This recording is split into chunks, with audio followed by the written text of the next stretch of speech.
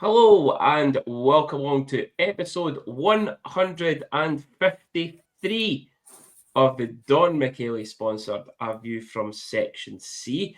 It is the end of the season show IV, and no, that's no what's in Shannon's arm anymore.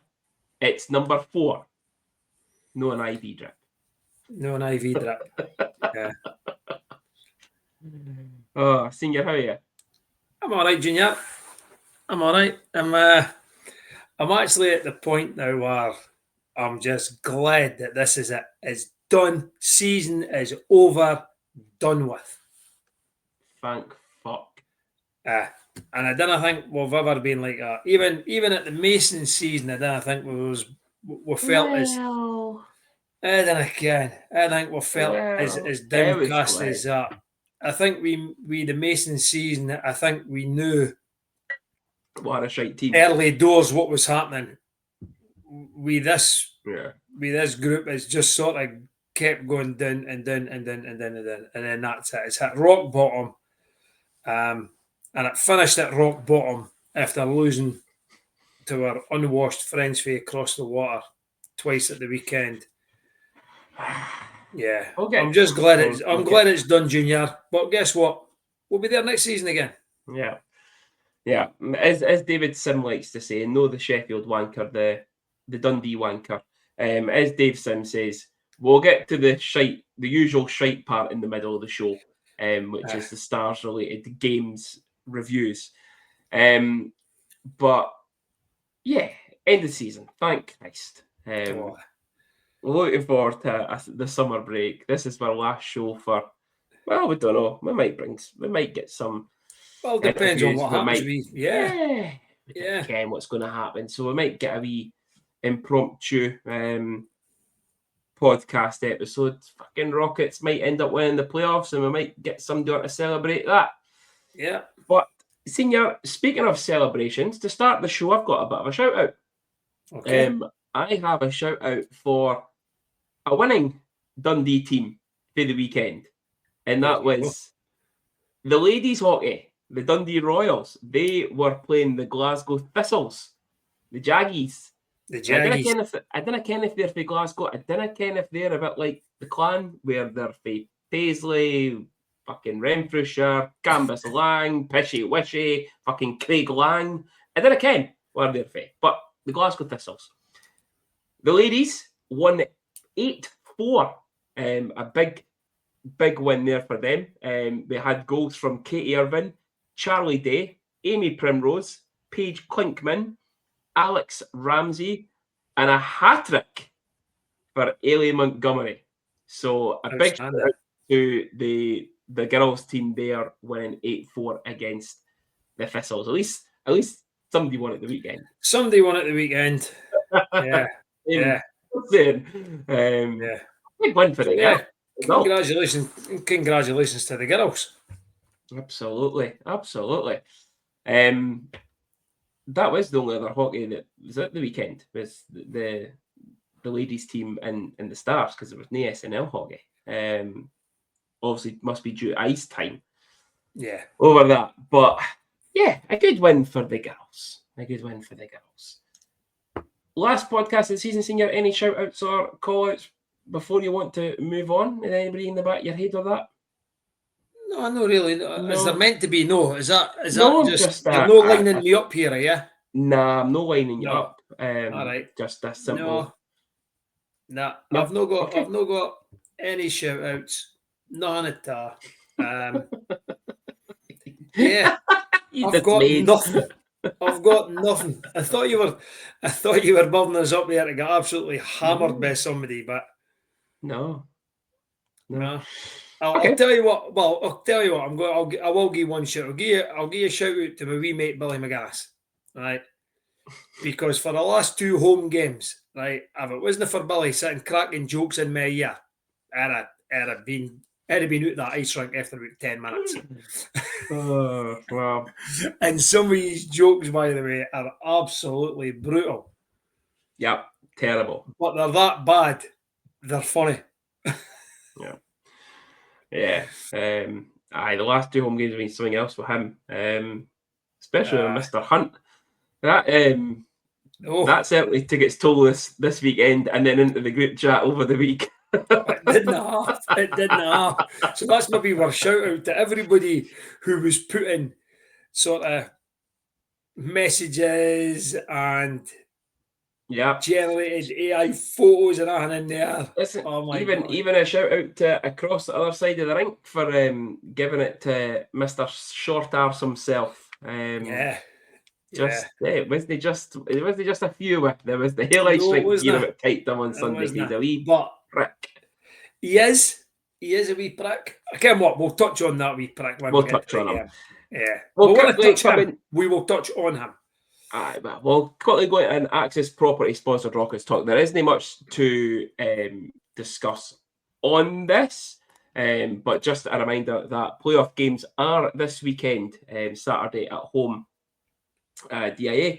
Face off 7 p.m. against the Sharks, and then Sunday in Dumfries with a 5:15 face off. We kind of previewed it last week, Senior,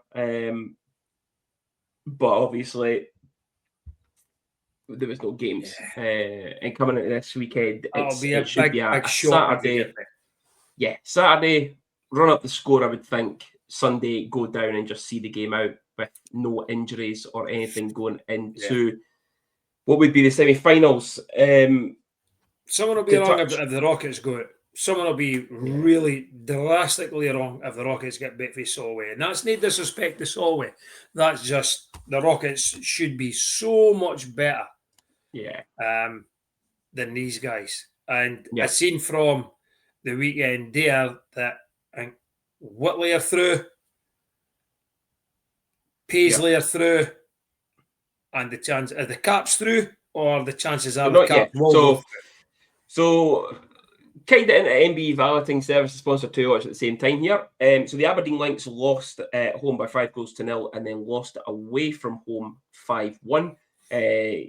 Jaden with the only goal for Aberdeen over the 2 games. So a 10-1 aggregate victory for the Lynx, for the Warriors against the Lynx. Paisley beat the Kestrels. They won 2-0 in the first leg and then drew 2-2 in the second leg. So a 4-2 aggregate win for the Pirates. And then Caps beat North Ayr 7-0 with the second leg this Sunday. So in the bag for them, Rockets to play Solway over the 2 legs as well. So run up a score and see the game out, and hopefully nothing silly. Penalty wise or injury wise, so just see that game out. If I work it out correctly in my head, then if the Rockets go through, it'll be Whitley Bay. Yes. Yeah. It's going to be tough at home. At home, it's still going to be tough. No, absolutely. Absolutely. So tickets are on sale for the playoff final weekend at DIA. I'm sure the first semi-final on the Saturday is 2 p.m. face-off. Second game is 6 p.m. face-off. And then you get this final on the Sunday. So you get 3 games. I think it's something like £36 or something for the 3 games. I've never seen the prices, Junior, to be honest with you. I did see it, actually, but I can't remember what it was. But it's not too bad. Basically, I think you say they're selling a £5 or something for 3 games of hockey over a weekend. And listen, that's the thing. Like, it's the top 4 teams in the league is what will be going through. You would think still, barring a North Ayr Wild miracle and the Rockets no turning up and Solway winning. But it'll be the top 4 teams in the league, second versus third, which will be Whitley and the Rockets. And Paisley will play Edinburgh, and there'll be 2 tasty games, and then the final will be a tasty final as well, regardless of who gets either Whitley or Rockets. I would probably say against the Caps, but you never know what Paisley will turn up with. So it'll be a good weekend of hockey. So if you are free, get yourself down to DIA for that weekend. But first up, get yourself, support the boys on Saturday at home at the Sharks in that first leg of the quarter final. Senior, our final 51 Club sponsored game review for this season. We were away to the Fife Flyers on the 4th of April. Ben Brown getting Flyers off to a flying start at 2:18. Spencer Nass tied the game, assisted by Yamamoto and Alton the Eminent at 13:52. Logan Nielsen got his first of the game at 15:08 to give Flyers a 2-1 lead end of the first period. Morten Jurgens, unassisted at 28:33, gave Stars the equaliser and a 1-0 win in the second period. 2-2 end of the game, no scoring in the third, to overtime, and Logan Nielsen on the power play at 64:39 after a too many men call. It's not good enough. Too many men in overtime. I've not seen it. I keep saying this. I just didn't watch the highlights. And I can't comment much on it. The only thing I did see, right, was Ben Brown's goal.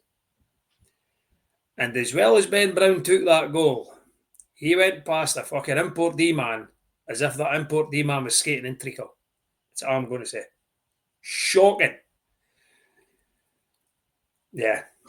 I think everybody knows who it's going to be. But, and listen, Ben Brown has grown as a player since he's went to Fife. They've gave him ice time. They've had to give him ice time. Right? And he's flourished with it. And good luck to the lad, yeah. Really, I really wish him really well. But I'll tell you, Ben should not be going past an import D-man as easy as he did. Who attended NHL training camps and played in the AHL. Yeah. Took it well, but should never have been in that position to get that goal. No. Yeah, a disappointing result. We thought about it, we said it that we'd split the games with Fife winning their home game on the Saturday. Obviously you said 4-1, I said 4-2. But to get a point, you think, well, okay, right, we got the point, and we'll come home, hopefully win, and then go above Mason Watch into it. But we're going into it, and this was the score. No goals in the first, no goals in the second, and I thought, fucking hell, it's going to be one of these games, is it? Ian Scheid or Scheid or shit. Power play goal at 49-12, right off the face-off after the call. Alton the Eminent tied the game just 12 seconds later at 49-24, assisted by Johnny Curran and Spencer Nass. End of the third, 1-1, goes to overtime, and Johan Porsberger at 62-20 on the kind of turnover blocked shot to give Fife a massive 4-point weekend to still finish fucking 10th. Yeah. It was all about pride though. Yeah, we know, and happy days, well done, but you still finish fucking 10th, so shut up. You still finish 10th. We still finish 9th. The thing about it is, we didn't we had so many chances, it was ridiculous. Both teams did, to be fair. Both goalies I thought played very, very well. They did, right? I think Fisk got lucky on a couple of occasions. D-men helped him out a bit. I thought Purbu, although he had a lot of saves, they were all against the fucking crest on his jersey. Again, we do not make these goalies move far enough. But when we equalised, I thought there's only one winner here because we've came back too quick. 12 seconds. We're going to go 2-1 up. Then we're going to go 3-1 possibly. Fuck's sake, I just did not expect that. But then when it went to overtime, you're thinking, this could go wrong. But even in overtime, we were fucking all over them. Like they had a couple of chances, but that was it. We were that first minute and a half. It was just like us, and then Dryden takes the shot and it's blocked. And I actually thought he should have went out to the wing for a shot, or even just pass it round. But obviously saw the lane. Block shot, they come down the ice, and straight away, as soon as I seen Forsberger, I think I turned to him and went, goal. And that's nothing on Jarrett, it was just a goal. Too quick, comes in at speed, bang. I said last week when you done your 3 to watch, and Ed said Forsberger. I really like that player. I think he's really, really good. He's fast, he could finish, and he proved it there. He's been injured a wee bit. But also, he likes a bit of banter with the boys behind the Fife bench, and he also likes laughing at his captain. Yeah, his captain gets reeled in. A very small man. So on that, I really like Forsberger. I thought it was so funny. He just stood there behind him laughing, and when Hud sort of looked, he just straight face. No, I'm not laughing. It was the little chuckles he had at him, but then when he's chirping away. And I'm just going, yeah, okay. Yeah, okay. Yep. Still going, okay, got it. Carry on, son. Yep. And then he keeps shouting, super fan with the drum. The stick comes over. I reel him in. I honestly thought Forsberger was going to fucking fall to the floor laughing at him because it was just that fucking ridiculous. And it was that one. And then the NS shouted down to him when I said, listen, if you're going to shout up, at least stand up and do it. Oh, sorry, you are standing up. And I think Forsberg at that time had thought, right, I'm going to need to turn away now because I can't stop laughing at these guys now. Okay? He's such an angry wee man. Oh, he's an angry wee man, just for being called small. Like, and that was it. There was people called him worse than that. Yeah. And he never said nothing. Yeah. You pick on his height and he goes fucking ballistic. Yeah. And listen, and cover your ears, Daisy, anybody else listening, but he called me a fat cunt the whole time, and I just laughed at him. But he called him small. He really doesn't like it. He does not like it, does he? He does not like getting called small. There was people swearing at him. There was now language getting used at him. He never really seemed to go until you start speaking about his height. Yeah. Now I heard the rumor, right? Now there was a couple of puck drops before the game, couple of young kids on the ice, and Garrett Hunt didn't do the puck drop. He's the captain. It was who was Scheid it, done it. Scheid did it, yeah. Assistant captain. The captain didn't do it. I actually heard the rumor that Garrett didn't want to go over because he was actually smaller than the Bairns, and he didn't want to be out-heighted by them. So out-heighted. That's not even a word. So fuck him, the wee prick. But yes, very angry wee man. Very angry wee man. But I'll tell you, his entertainment value is 10 out of 10. He's a liability. What I will say though, right, is I've not seen him fight. I've not seen him have a real fight. No, he just sucker punches smoke. I've seen all that nonsense, right? What I will say though is he's another one that when he plays in Dundee is like the Scott Brown of Scottish football, where he's untouchable, right? I know. The number of times at face-offs where he puts his head into his opponent's face and nothing's called. I think he done it a couple of times to Garrigan. If it was Garrigan, I'd be thinking, this is my last game. I'd just fucking header him and hope for the best. Yeah. But he gets away with it. And I think he gets away with it because he's a wee bit of a laugh and a joke with the refs and stuff like that. And when things are going on, you see them having a wee giggle. And then it's like he's reeled them in. Now we'll go and act like a dick. And I'll get away with it. Yeah. I don't know. I don't get it. And even the whole part of the him and Yamamoto situation, I still don't know how we never came out in the power play where he gets involved with Yama Yama doesn't do anything, so there's no penalty on him. But who actually got the penalty? Bowden's. So some boy grabs D'Souza from behind and rustles him to the deck. D'Souza gets up, grabs somebody else. Bowden's then gets involved. So, and then there's somebody else for Fife. So I'm like, well, you give it on Hunt, 2 offsettings for Bowden's and whoever, and then just let the rest go. That's it. Yeah. Or D'Souza and the other boy and let the rest go. Because D'Souza and the other boy were the first ones to go in. But the guys fucking grabbed D'Souza. Honestly, I can't anymore. Like, Toby was... It was a 9th versus 10th place game, and they just wanted to get... They just didn't care, eh? They just didn't care. Nah. So, yeah. But again, though, just disappointing now. Disappointing. Yeah, it's... listen, I'm he's fucking gone now, so I can quite happily say it. To be out-coached, and this isn't any dig at Michael Courts, right? Because he's quite a nice person, and to be thrown into the deep end like he has, and do the job that he's done, credit to him.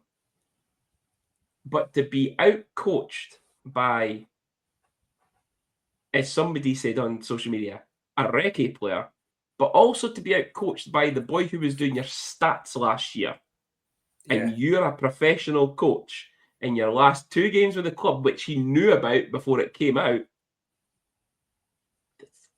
saying something. It really does say something. And it sums up Mark's coaching this season. I'm not too sure how much input Courts would have had into that, being honest with you, right? On paper, he's done as the head coach. He's the one that's got the qualifications for it. For what I've heard, it's Hunt that's done it.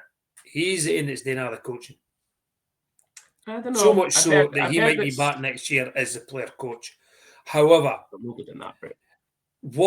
and I say that, I put it on social media, that when you heard Coates' interview and he talked about pride and effort and heart and determination, if that short bench team could get up like that for 2 games, and we could maybe get up for 1 game, which was the home game, there's something far wrong.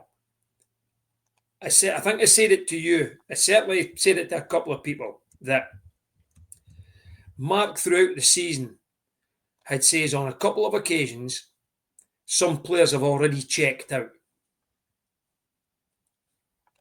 Yet before the 2 games at the weekend, he knew he wasn't coming back. He'd signed the deal in France. So was he checked out? Who knows? I think, maybe, to be honest with you, maybe that was agreed. I don't know. I'm just surmising here, right? But maybe that's been agreed for weeks.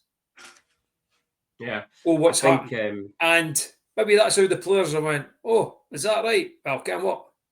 Well, we ain't playing. I think, to be honest with you, I think Mark he still put the effort into, the obviously training and coaching and games and stuff like that.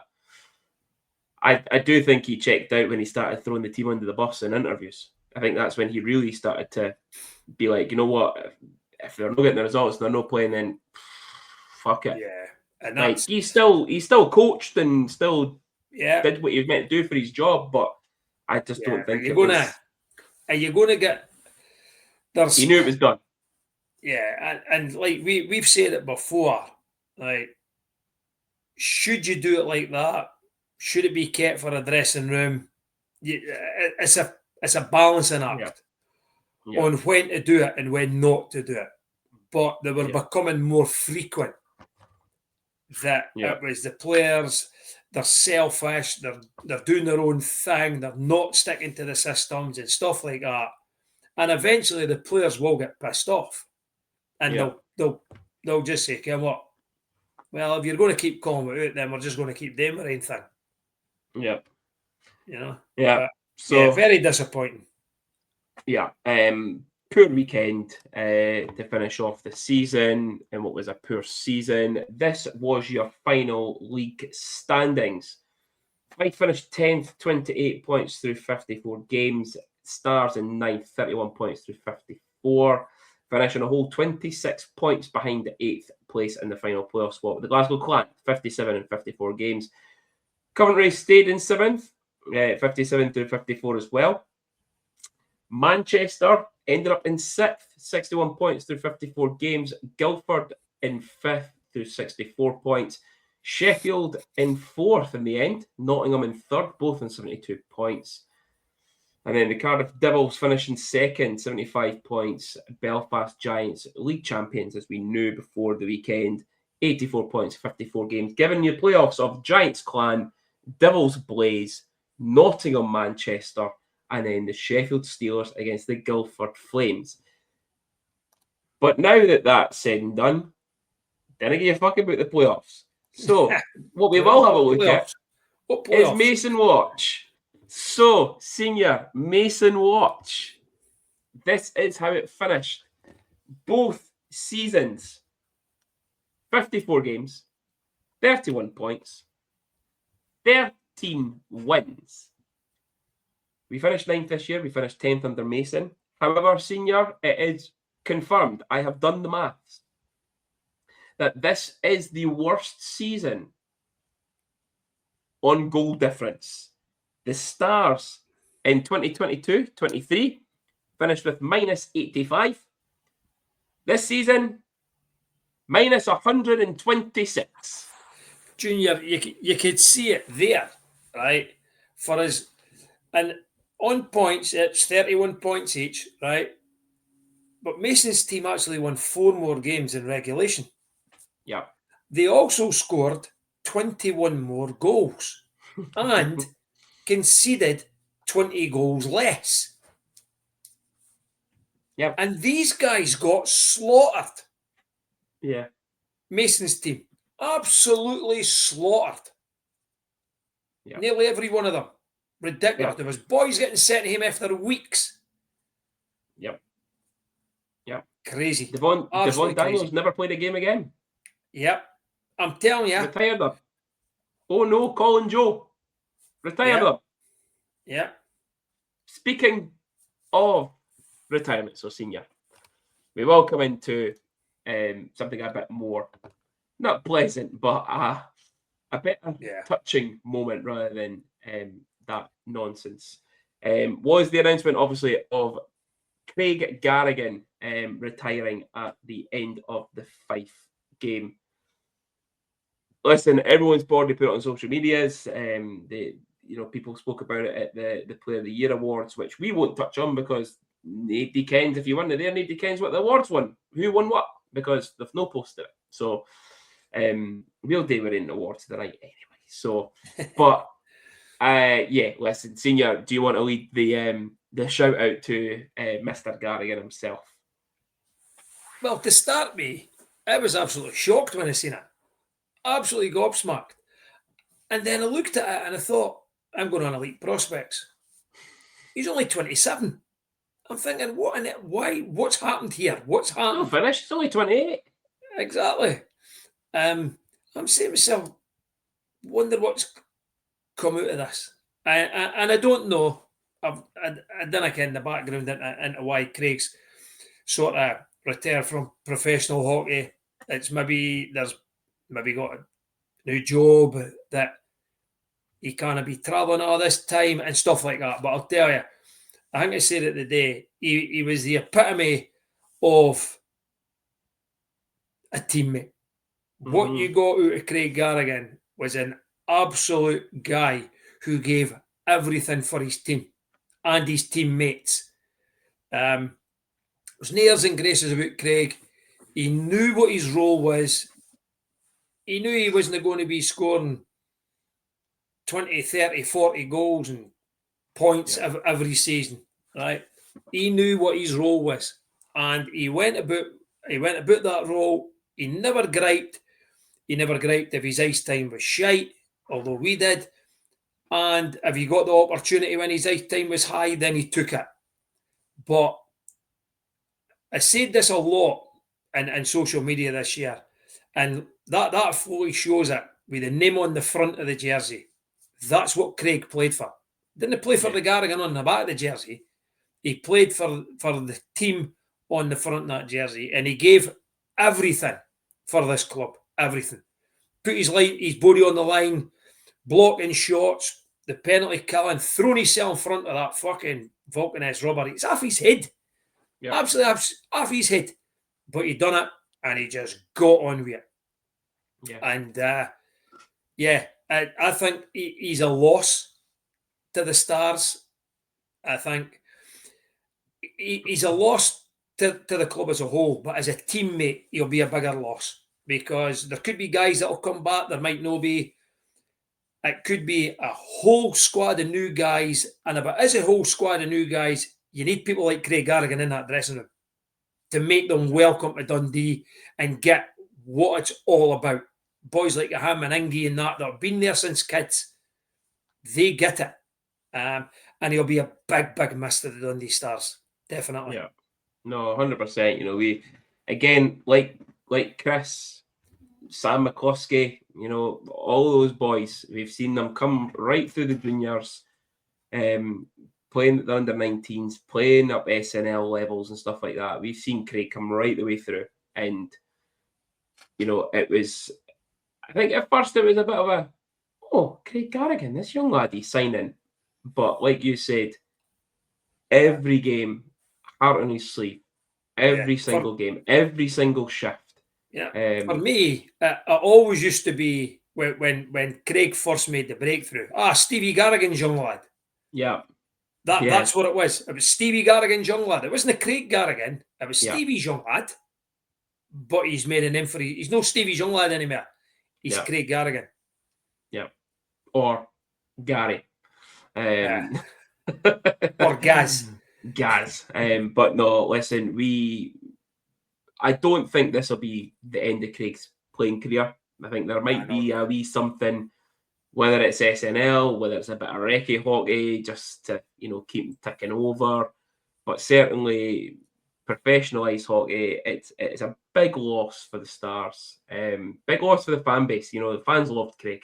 I don't think you'll see, there'll always be a few that complain about players every season, but I don't think you'll find many people complain about Craig Garrigan and what he did for the club and on the ice every single night, every single shift. So, Craig, from both of us, because I know you're listening, Craig, from both of us, we wish you all the best in your professional hockey retirement.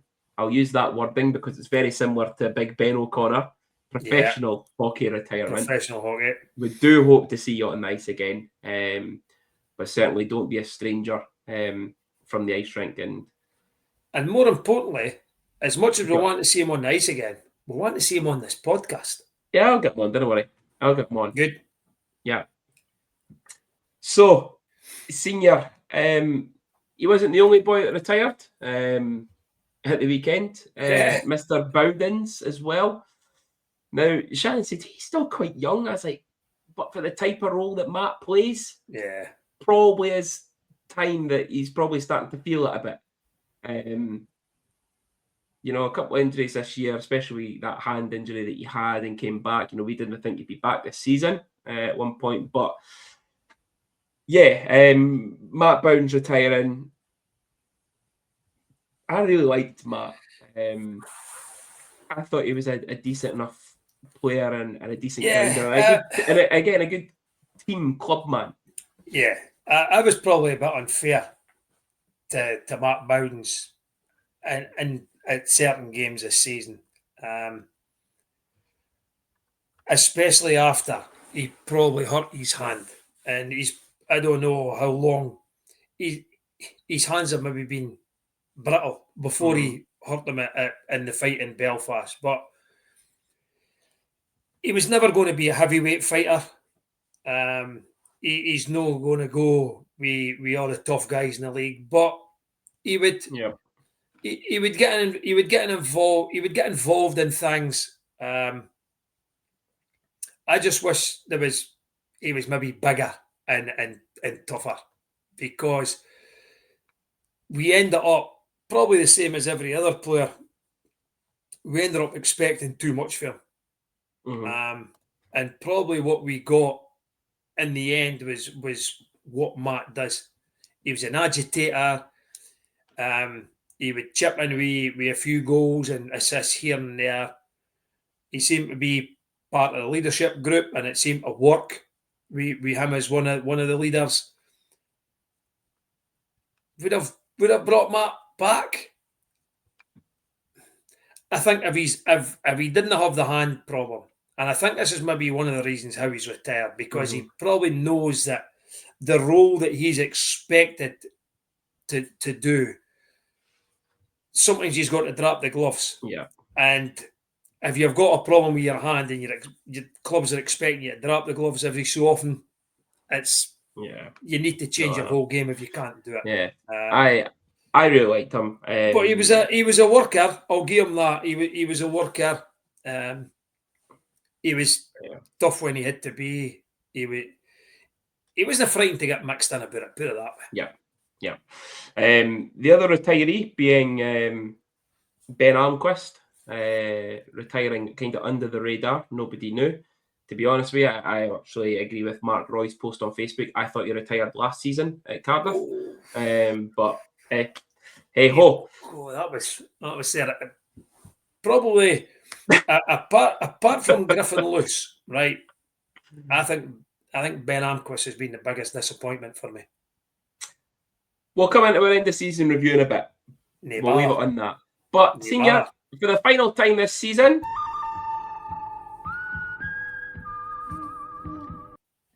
give me your food for thought on our Slimming World with Stella, sponsored the good, the bad, and the damn right ugly. I think you'll know what the good is, Junior.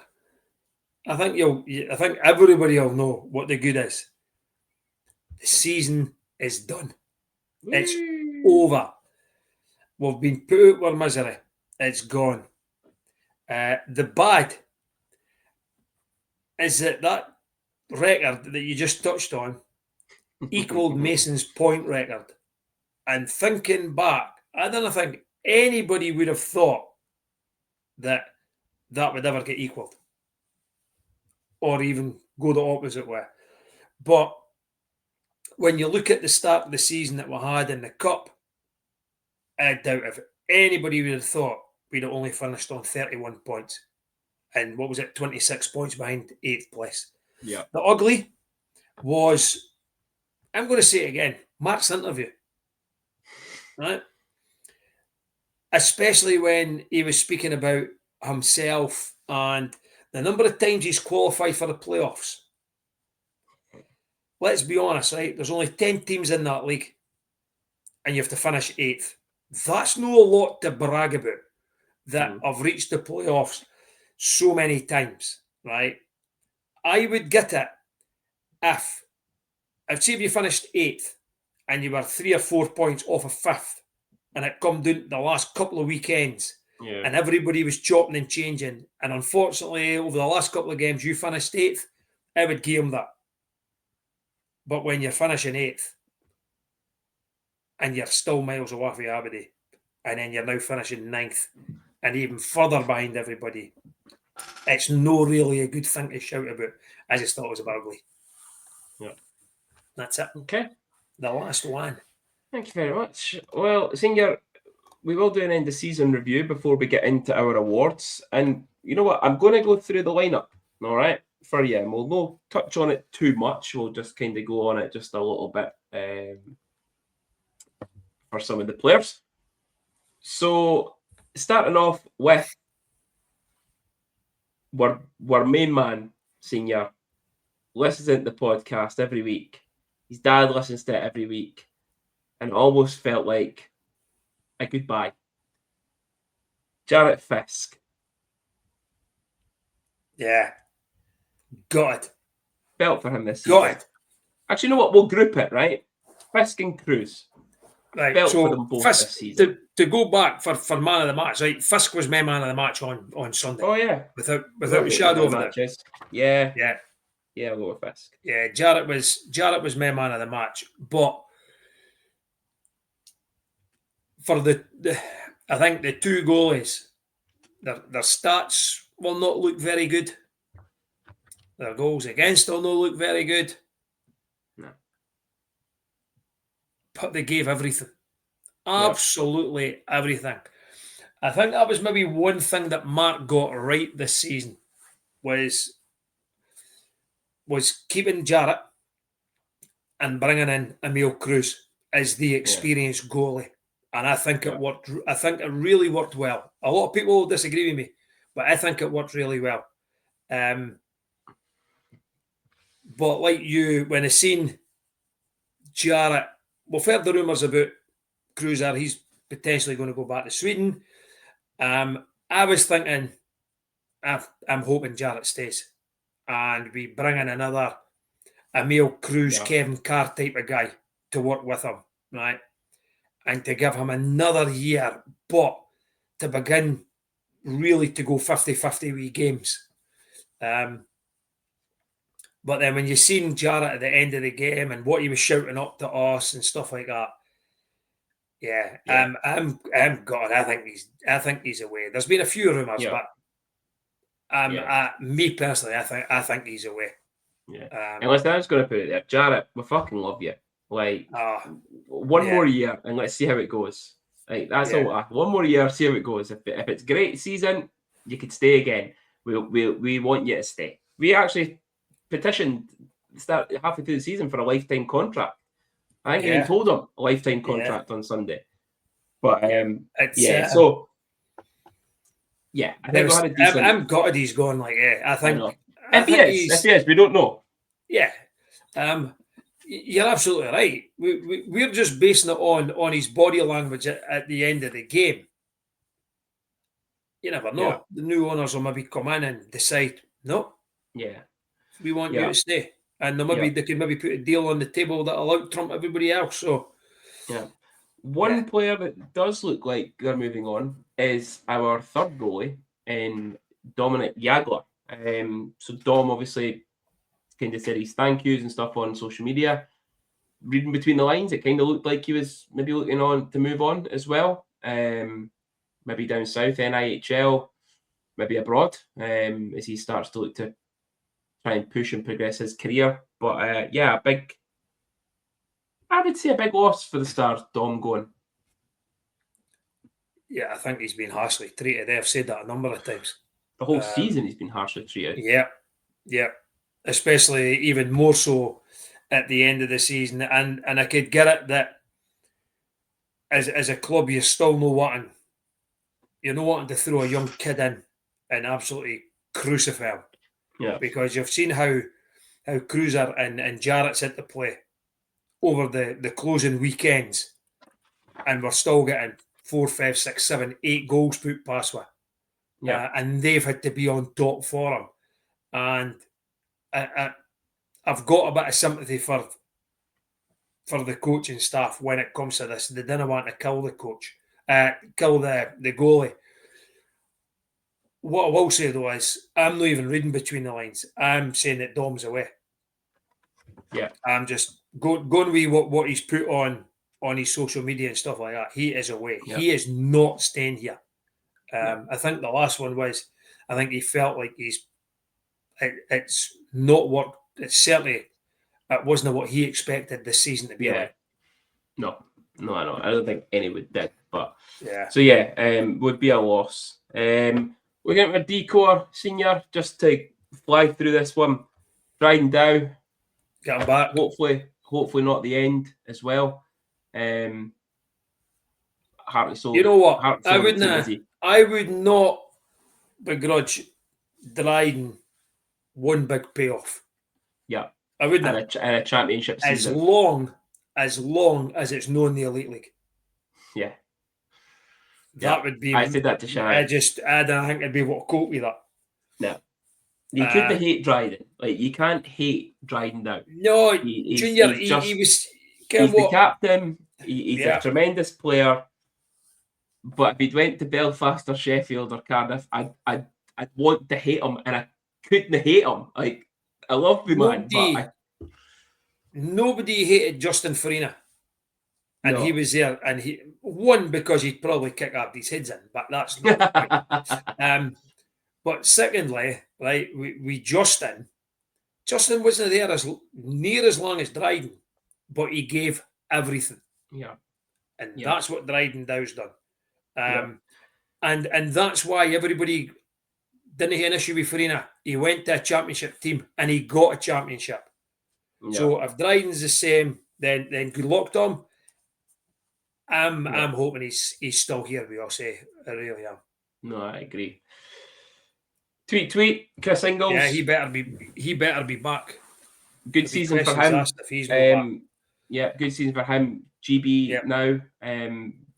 He was in those kind of whatever cup it's called, Home Nations Cup, Cup of Nations, into the big team for the the World Championships, and obviously the 3x3 stuff as well. So great season for Chris. Moorsey just finished his 7th season with the Stars and 10th in the Elite League. Potential rumours of retirement for him as well. Don't know, but potentially could be there. I don't think Craig was kind of utilised a bit all over the place this season. Forward D.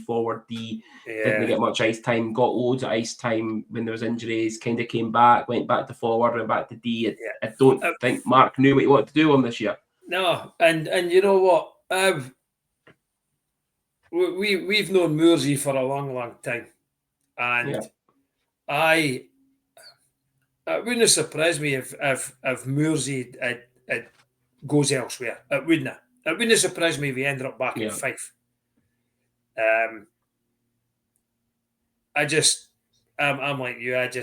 Again, probably somebody that's been unfairly used.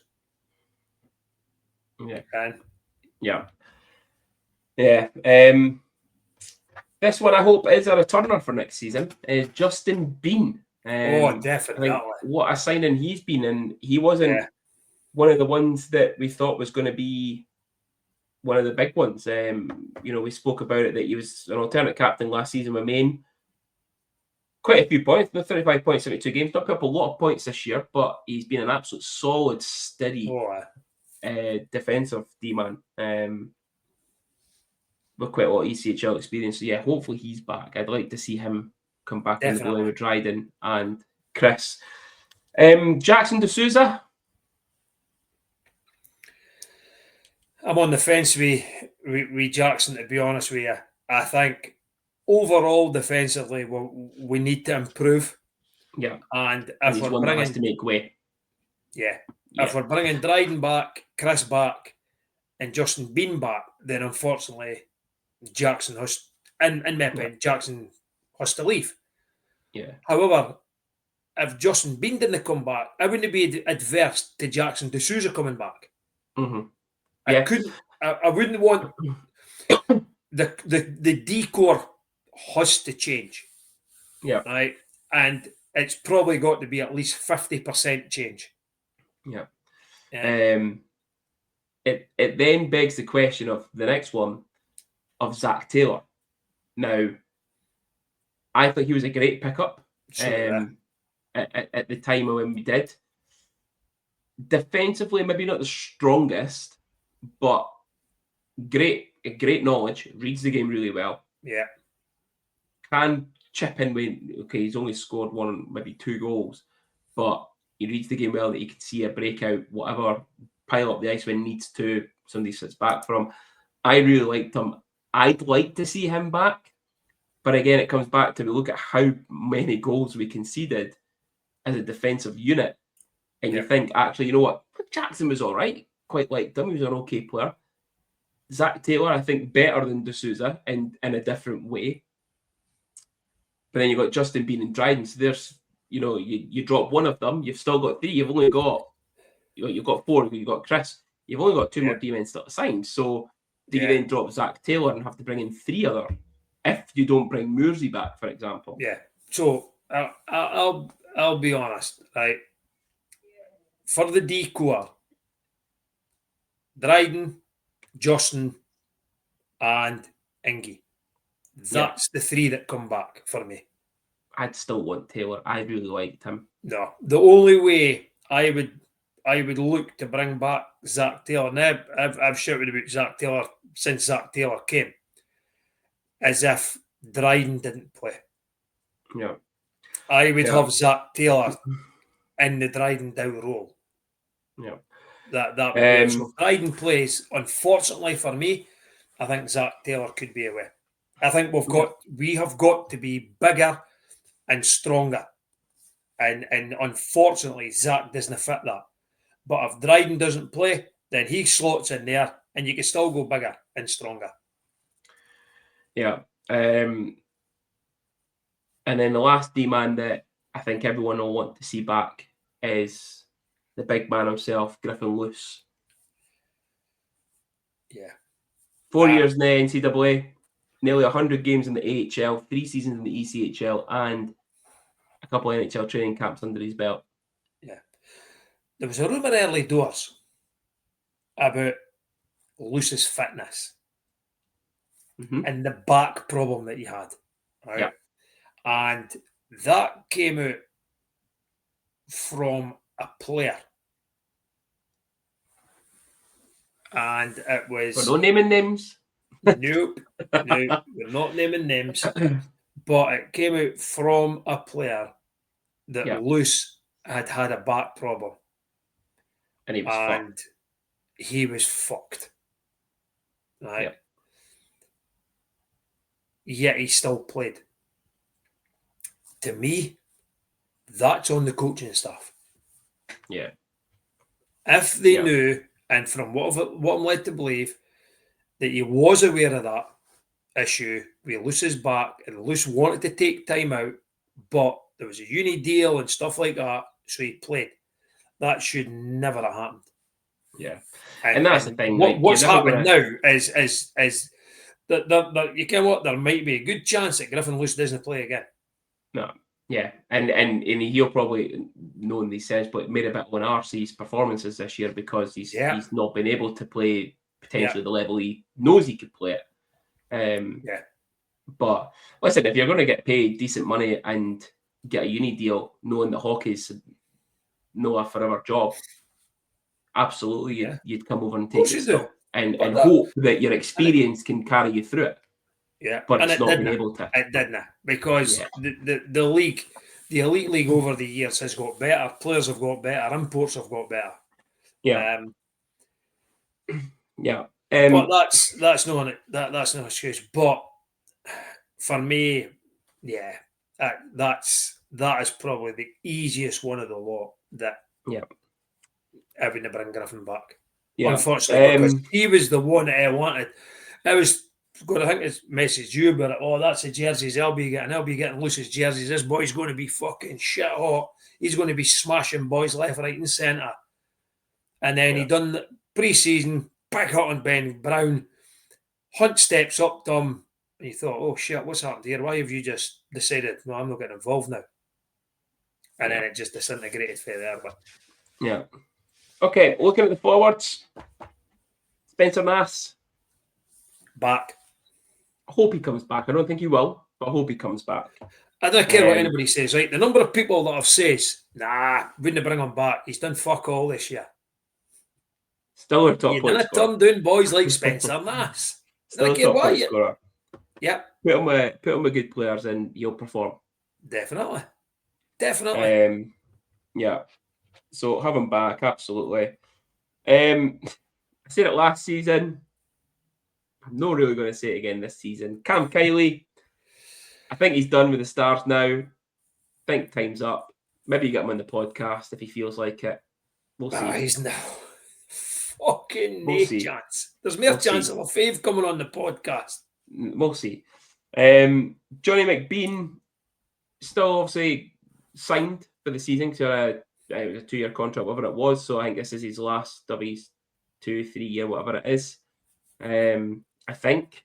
Can't mind now when that happened. I can't mind. I actually thought this was his second year, but somebody said no, next year's his second year. So So hopefully, you'd expect. I'd like to think Johnny would be back. Bit of a tough season for him.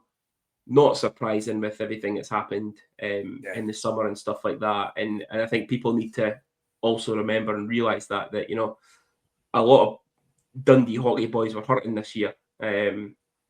After everything that happened. So, absolutely you can cut them a bit of slack with maybe the performances haven't been as good and having to, take that on the ice with them all the time and trying to move, keep going with their lives and stuff like that. You know what I mean? So, yeah, hopefully Johnny's back. Love to see Johnny back. Again, another player that always puts everything into his performances when he's on the ice, and he's a Dundee boy. He gets it. So, yeah absolutely. I'd have McBean back. Next on the list was Mr. Garrigan, but we all know that he's fucking off now. Yeah, bailed out, Unbelievable. Ben Almquist, he can get the fuck as well. Keanu Yamamoto, my boy, Yama. I think his time's done. I think it was a bit of an up and down season for him. I think that I think it was the chopping and changing of lines all the time. Yeah. Fucked him this year. You seen it happen last year as well, when he wasn't with Gravel, didn't work. When he was with Gravel and I can't remember who their centre was at that time. It might have been Kylie. It might have been. I'm going to go back Kylie. a season here. I'm on. But you know what? See the thing about Yama, right? If you put Yama in with very good players, then Yama becomes a very good player. Yeah. Yeah. If you put him on a third line with grinders, then it looks like he's no interested. But because it's not his role. That's not his role. Yeah. And that's it. And what I would say is, defensively, he's no the greatest. That's certainly not his strong point.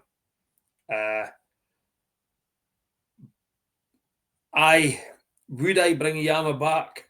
Yes. No, I wouldn't. No, I wouldn't. I think Yama's done. I'd bring him back, and again, it's like Nas. You put him on a line with two pretty decent players.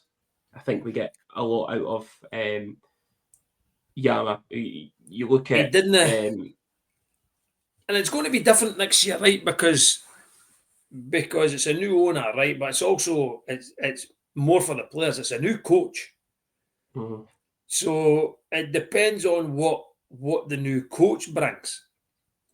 Yeah, and maybe it was just the whole thing with Yama was, as you say, Lefebvre's got him up and doing lines. He's chopping and changing. The Tom Ball was it, and he just didn't care what was going on. Yeah. At times he looked disinterested. He just didn't look as if he wanted to work hard. And then as it got closer to the end of the season, you suddenly got the Yama that was putting points up again. Yeah. So you look at Yama. He was our third top point scorer this year. So obviously Nas top, Dryden second. He was 5 points behind Dryden, and then it's Yama. After that, you've got Kylie, Niemen, and Bean. So third top point scorer. You look at the team he was in this year compared to last year. You know, we kind of say that last year's team put up better points. Yama was only 5 points off his total from last year. So he had 35 points in 54 games last year, 30 points in 54 this year. So you think if he had a couple better players around him, could he have got even more? That, ifs and buts, but yeah, I'd obviously bring him back. I really like Yamamoto. I really like him, but I think we should be aiming higher now, especially with a new owner coming in. So his brother Taylor then, aye. So if his brother then decided to come, you just wouldn't need to change your jersey. As long as he wears 20. Yeah. But, okay, so Yamamoto, I'd bring him back. Seeing you're looking to move on from him. This one absolutely will not have back. And if the rumours are true that he got the coach's player of the year, there's fucking something wrong. Brad Schoonberg. What a disappointment he was. Yeah, same as Almquist. Disappointment. We'd rather, when the going got tough, we'd rather sit on the bench with his back to the ice and look up at the fans and hear go at fans for shouting at the players. Yeah. Yeah. I expected more out of them coming for the Cardiff Devils. Yeah. And that was the thing. No big points in Cardiff, but you still think, well, Cardiff signed them, so they must have had something about them. You must have something about them, I know. Yeah. But yeah. So yeah, I think we're both moving on from Mr. Schoonberg. I think so. Yeah. Next one for me. As much as I really liked him as a person, and I was thoroughly disappointed in Otto Nieminen this year. I expected much bigger things from Otto. I think Otto expected bigger things from himself, to be fair. But again, with everything that happened last season, was it last season? No, 2 seasons ago, with Nottingham, in the Nieminen, you know, you can understand as well the headspace and stuff like that. But yeah, I expected more. Yeah, 2 years ago, I can't believe it's been 2 years. I expected a bit more from Otto. I really did. Coming from winning the playoffs the season before. Yeah, it was when you're signing boys that their previous clubs are the Cardiff Devils and the Nottingham Panthers, you're expecting a lot more. Yeah. And these guys, listen, if they guys were going to be honest, they'd say they probably, which should say they underperformed. Yeah. We sort of expected Nieminen to be our top point scorer this year. Yeah. And it just didn't look like it was ever going to happen. Yeah. Morten Jurgens. Ken what? Big Jurgens done it for me. He really did. Right? Yeah, I like him. He gave everything. He played as a forward. He played as a D-man. He played on the power play. He's a penalty killer. He just gets it. And I'm on the fence though whether I bring him back. That's the only thing. That is the only thing. Again, it does depend on the money that's going into the team. Yeah. And it'll depend on what other players they're going to aim for. Right? Yeah. Because as a fourth line forward, I would bring him back. Yeah. I would bring him back. And I'd probably bring him back more so now since Garrigan's retired. And I know one's an important one's a Brit, but I would bring him back just for the fucking penalty killing scenarios. Yeah. Yeah. I just wish that, see that game against Fife when he went with Lucic, that's the Morten Jurgens we need every game. Yeah. Yeah. And I appreciate they're getting older and maybe didn't want to be dropping the gloves every game because it takes it out of them. But we need that. We need he's only 26. Yeah, but he's a big body. He's a big body that when he was at Coventry, he used to forecheck like fuck. Yeah. That's the Morten Jurgens we need. But based on what we've just had, I thought Jurgens had a very successful season with us. Yeah. And I'm on the fence. It depends on what other players are going to come in. Yeah. I wouldn't be, if they announced them, if they announced them, I wouldn't be disappointed. No, I quite liked him. I would take him back, to be fair. Again, depending on what the team is that we're looking to sign. We're not going to speak about Matt Berry because he left like a wee prick. Finally, he's the love of my life. I'd let him make love to my wife. Johnny Curran. I'd absolutely have him back next season. Definitely. Fully fit. Definitely. Johnny Curran, have him back. Yeah. Yeah. And you know what? See a fully fit Johnny Curran. If we want to achieve things next season with the new owners, Johnny Curran probably doesn't even go on the top line. Yeah. Johnny Curran's probably a second line. Yeah. But Johnny Curran, him and Nas had something. Yeah. So definitely I'd bring a fully fit Johnny Curran back. And I'd also like to think that because we gave Johnny Curran that chance. Oh, I think you said that chant. And the chant. But if because we sort of gave him that chance, would he maybe think, okay, Hope so. yeah, I hope so. Okay, Senior, let's wrap up the show with our end of season awards. We are looking at our British Player of the Year.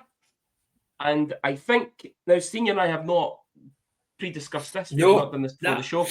I think we're both absolutely going to be going with the same British player as our British Player of the Year.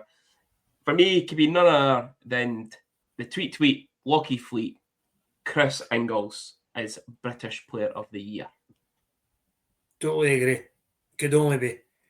It could only be Chris Ingles. Is correct. Yeah, it's got one right. Senior got one right. What would say about Chris? He probably didn't think he would hit the GB squad this year. He's probably always had that ambition of getting there. Yeah. But he's now going to big tournaments now. Yeah. So that says a lot for him. Yeah. Fucking buzzing for him. Oh, so am I.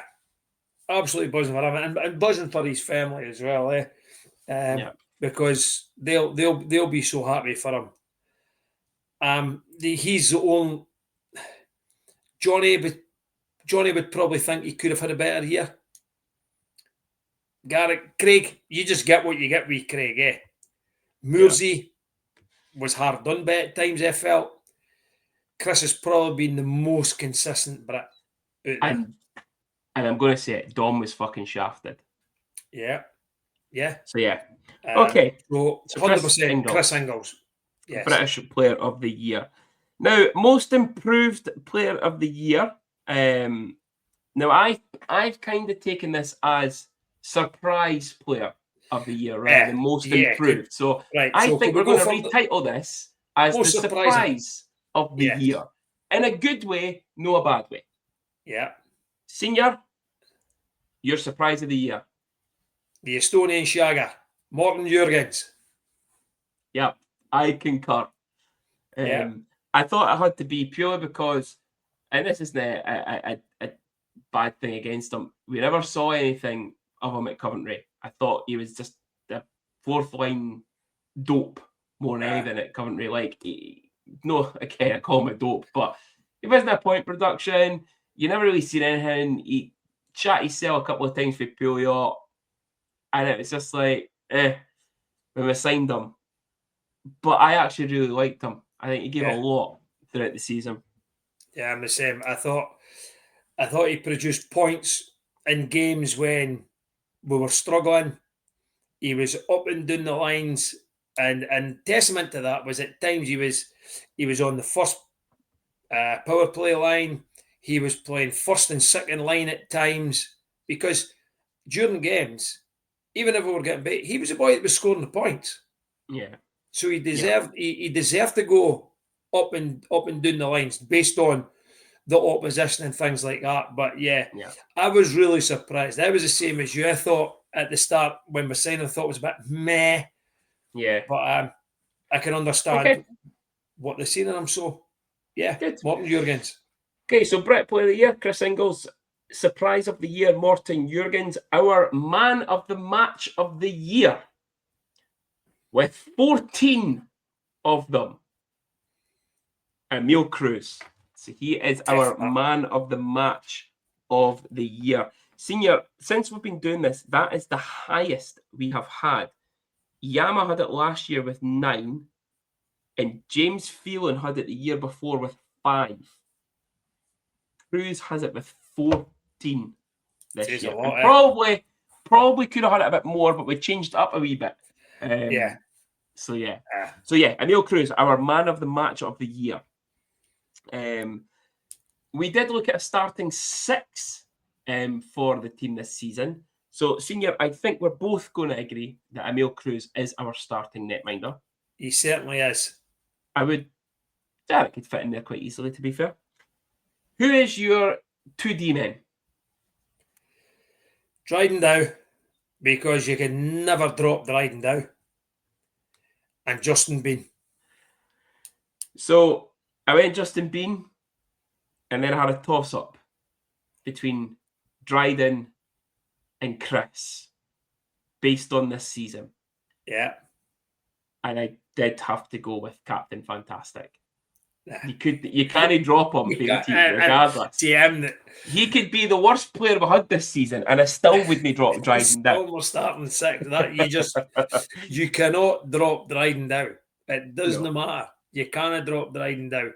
And as much, it was the same as you. I thought, we're sitting here saying that Chris is worth Brit Player of the Year. Honourable mention. And he doesn't get in it. But I just feel that over the season that, and this is our strongest starting 6. I think Dryden and Justin Bean are probably the 2 strongest D men. And then if you're bringing a third one, then Chris Ingle's your third one. Yeah. Right. Forwards. Now, this is where we are going to differ, I think. Well, I think so, because you're guaranteed you've got Yamamoto in your lineup, and I've not. Obviously. No. So, I have Johnny Curran.